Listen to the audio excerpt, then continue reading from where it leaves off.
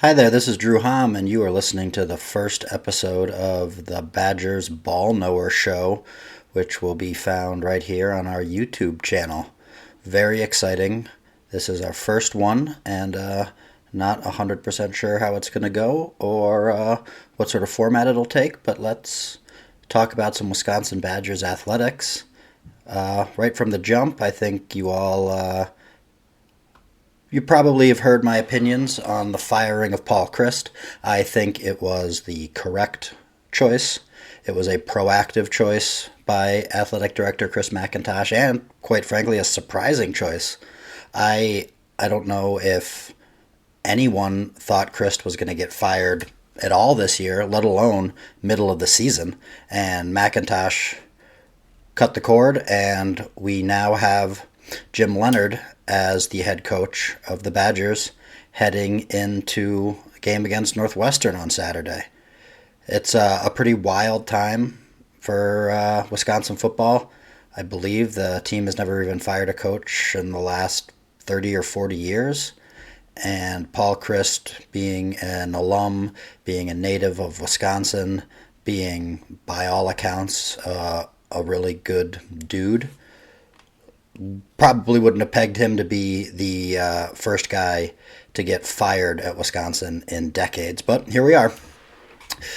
So, with Leonhard now controlling the whole team instead of just the defense, what are we going to be looking for against Northwestern on Saturday? And quite frankly, I hope Wisconsin wins. I want them to win. I think they should win. Northwestern is bad. Their defense isn't what a Northwestern defense is been in the recent past. Their passing game is poor. They have Evan Hull at running back, who is a very good player, and then Peter Skronsky at left tackle, who is going to be a high NFL draft pick. But otherwise, they don't have just a whole lot of top end Big Ten caliber talent. And even with Wisconsin going through all this upheaval, there really are very few scenarios where I see the Wildcats coming out on top, even though the game is at Ryan Field, a house of horrors for many, definitely including the Badgers. But they stink. They're not very good. Pat Fitzgerald, he's got a cinder block for a head, and he doesn't like cell phones, and I think he is a weird dude. And I think they have a pretty unserious program down there. And Wisconsin should win. Now, will they? Well, that's, I guess, a pretty good question, because I also thought they were going to beat Illinois, and they got their teeth kicked in at home by Brett Bielema and the Illini. I thought they were going to beat Washington State. They lost that game.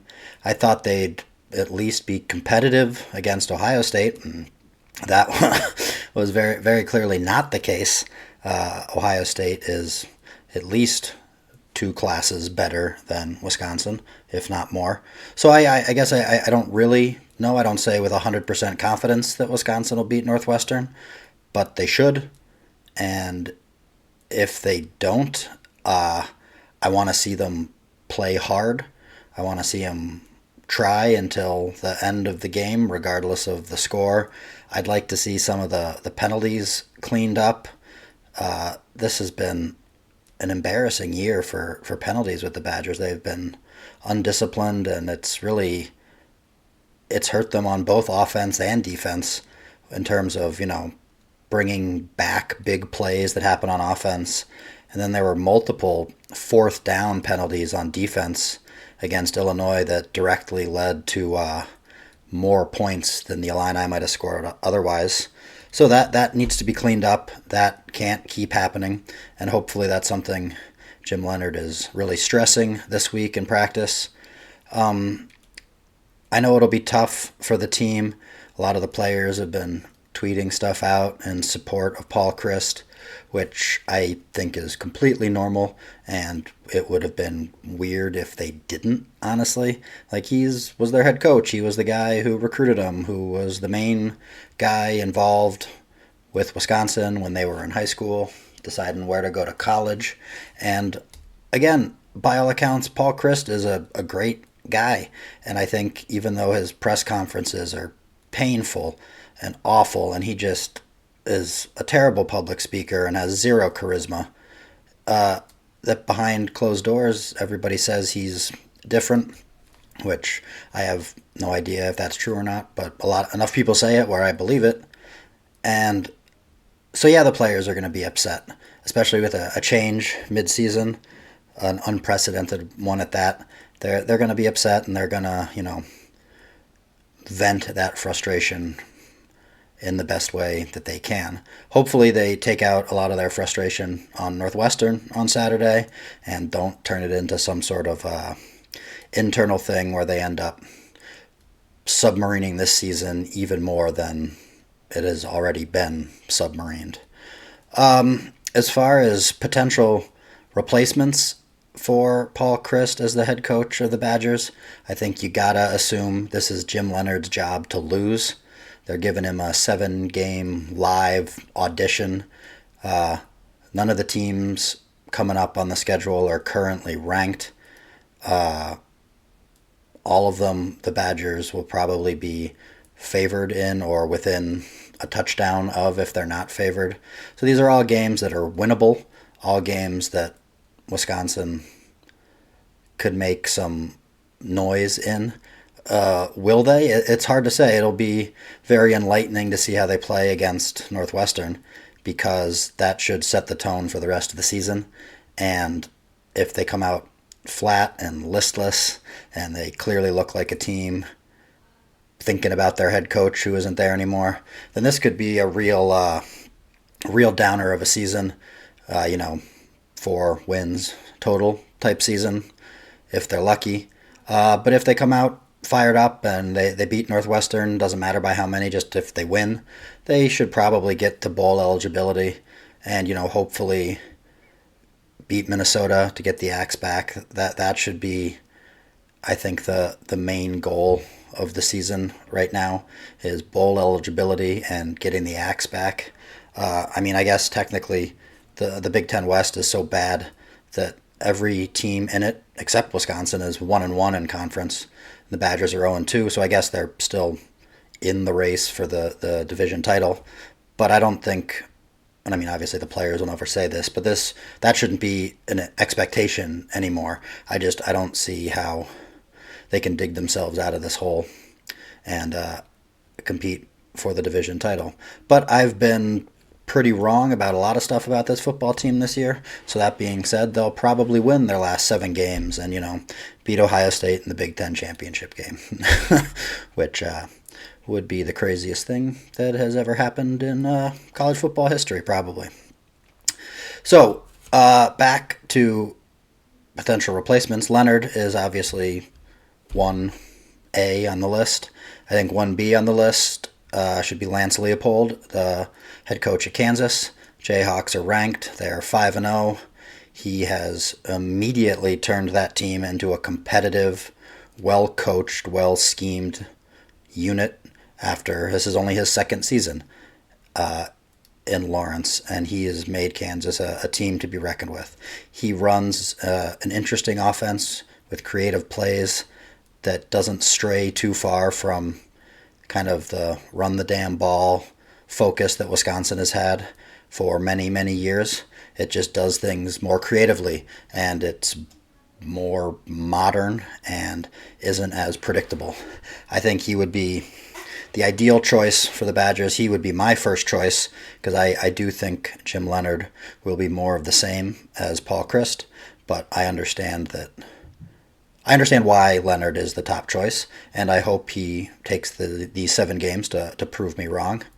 There are a bunch of other names that have been floated around. Sean Lewis out of Kent State is an interesting one. They run a very cool offense at Kent State that puts up a lot of points and a lot of yards, and he is a Wisconsin guy, played his college football in Madison.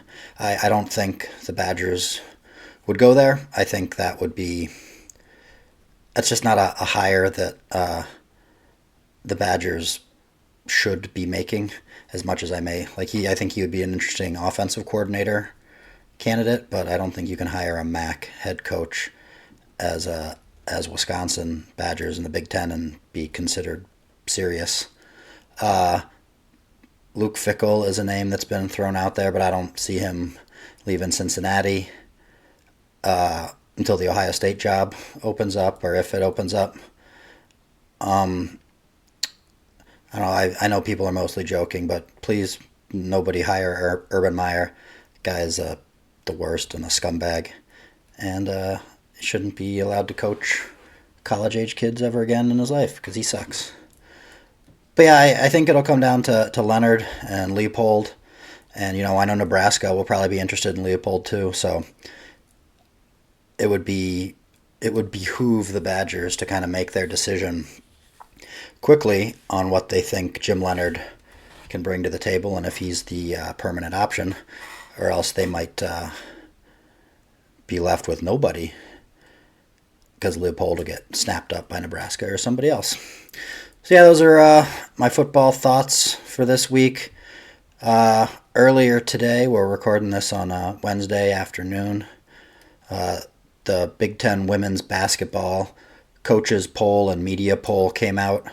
They picked 10 players for the all-conference team. They picked player of the year, things like that. Caitlin Clark out of Iowa was picked as the player of the year by both the coaches and the media. She sure does fill up the stat sheet. She can score. She gets assists, rebounds. She also, little known fact, led the nation in turnovers last year, and I don't think she's even the best player on her own team, let alone the best player in the conference. Monica Sonano, who plays for the Hawkeyes as well in the middle, I think she's their best player. She was named to the All Big Ten team unanimously by the coaches, and somebody in the media didn't pick her for the All Big Ten team, it's very strange. I don't know what 10 players they think are better than her in the conference. There aren't any, I'll tell you that right now. There are no Badgers on the list, on either the coaches list or the media list. That was to be expected. Wisconsin is still in the beginning stages of their rebuild. And I don't foresee them having anybody on this list next year either. But they are making steady, positive progress, and they'll get there. As far as who the coaches think are the top 5 teams in the conference, Iowa, Ohio State, Indiana, Maryland, and Michigan. And then the media had a little bit of a different list. They had Iowa, still number 1. Iowa should be the best team in the conference this year. Then they had Indiana, Ohio State, Maryland, and Nebraska. The Big Ten, I think, it'll be another good year for the conference. A lot of good teams. A deep conference with 7, potentially 8 teams making an NCAA tournament run, and the teams at the bottom of the conference, like Wisconsin and Illinois, are getting better, and I think they'll just make the conference tougher overall. As we move on to volleyball, the defending national champion Badgers swept Penn State at home last weekend. Penn State was ranked in the top 10, but they had played a tissue-soft non-conference schedule and hadn't played really any of the heavy hitters in Big Ten play yet, and the Badgers dispatched of them quite easily. I didn't think they'd sweep them, but I definitely didn't give Penn State much of a chance to win. They had a second match on the weekend at the Fieldhouse. Was a 5-setter with Illinois. Illinois doesn't have a great record. I believe they're just at 500, but they're good. They're a good team, and they gave the Badgers all they could handle. They were up 2-1, and the Badgers had to rally to win the 4th set, and then I don't know if it was nerves or they were tired, but Illinois kind of folded in the 5th set. Badgers won 5th set 15-5 to complete a successful weekend. They're on the road this weekend down in Indiana. They play the Hoosiers tonight, Wednesday night, on Big Ten Network. The Badgers should win that one easily. Indiana has a couple of good players, but they're just not quite at the level of the rest of the conference yet. And then early season marquee matchup at Purdue on Saturday night. Purdue is, I believe, the number 5 team in the country, and the Badgers are number 8 or something. It's a top 10 matchup. And playing at Purdue, it's one of the toughest environments in the country to play in. It's a smaller arena than the field house, but they sell out all the time. They're sold out for this match, and they're loud. And so Purdue was picked to be 8th in the conference in the preseason poll, but they have far exceeded those expectations. They have a star freshman who is winning. She's won Freshman of the Week, Big Ten Freshman of the Week, 5 out of the 6 weeks they've given out the award. And in 3 of those 5 weeks, she's also won Big Ten Player of the Week. So she's really lit a spark under the Boilermakers, and they've only lost 1 match this year. Unfortunately, that'll be on BTN Plus and not over the air Big Ten Network, which is a bummer. I wish these matches were kind of reversed as to which one was on real TV. But, you can't win them all, and it's nice to have just more volleyball on TV in general. Speaking of the Big Ten Network, also tonight, presumably just after the Badger volleyball match, don't change the channel, as BTN had sent cameras with the men's hoops team over to France this summer, and they have a 3-episode documentary type show following the Badgers around France, and tonight is the first episode. The Badgers were in Paris first, and so I believe 9 p.m. Central Time on Big Ten Network, the Badgers in France. Be exciting to see Greg Gard try and speak French. I'm sure he's quite fluent.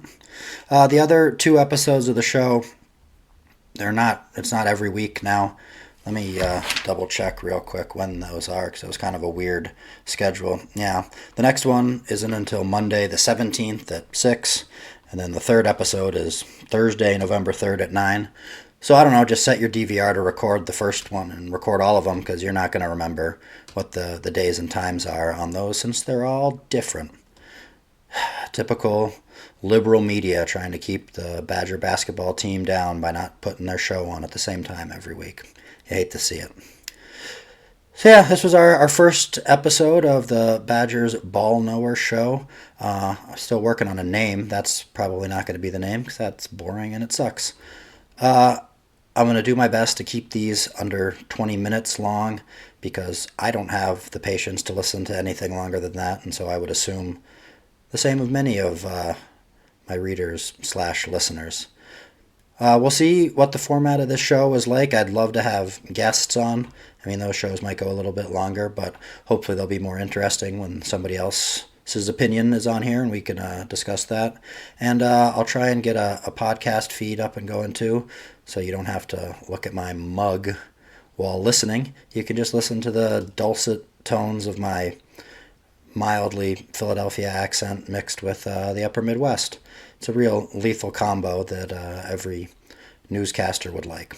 So, I'm Drew Hom. You can follow the show. You can follow the show and the newsletter at Badgers Ball Knower. We're on Twitter. You can subscribe to the newsletter for free. There's also a paid option, which will get you all of the posts as well as commenting ability, so we can start a little community. And that'll do it for week 1. Thanks for listening.